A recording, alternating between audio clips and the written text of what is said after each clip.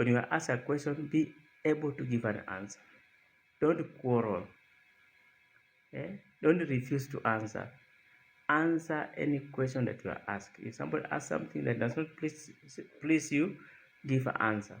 And then the Bible tells us a soft answer puts away wrath.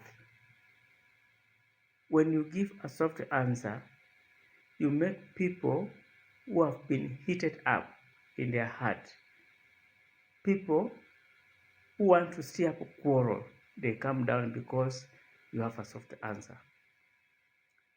But also the Bible reminds us that when you quarrel